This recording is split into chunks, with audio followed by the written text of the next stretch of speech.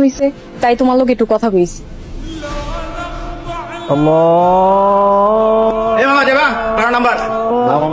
আজান হইতেছে, নামাজে যাবো। আরে চলো, ভাড়া বাড়াই দিব। মামা টাকায় কি সবকিছু হয়? আপনি অন্য একটা রিক্সা লইয়া চলে যান। রিক্সা চালায়, তাহলে ভাব কত?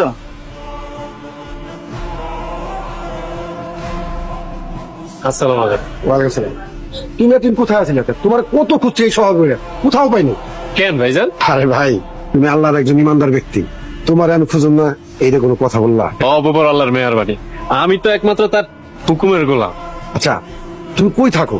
আসলে ভাইজান, আমার এই শহরে থাকার মতো কেমন জায়গা না। রিক্সার গ্যারেজে মাঝে মধ্যে গ্যারেজে থাকি, আর যদি গ্যারেজে জায়গা না হয় রিক্সাটা নিয়ে রাস্তার মধ্যে গামছাড়া বিছিয়ে রিক্সার মধ্যে একটা গাড়াই দিই। ভাই, তোমার যদি আমি একটা থাকার ব্যবস্থা করি, তুমি থাকবা? ভাই, তুমি জানো না তুমি আমার কত বড় উপকার করছো, আর তোমার জন্য কি আমি এই সামান্য উপকারটা করতে পারি না?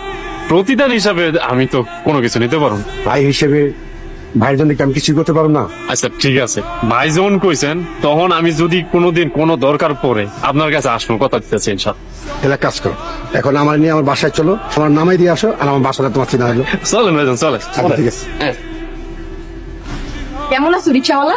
আপনি কইলাম মানুষটা মেলা ভালা। তুমি কেমনে বুঝলা? এই যে আপনি আমারে মাফ করে দিচ্ছেন।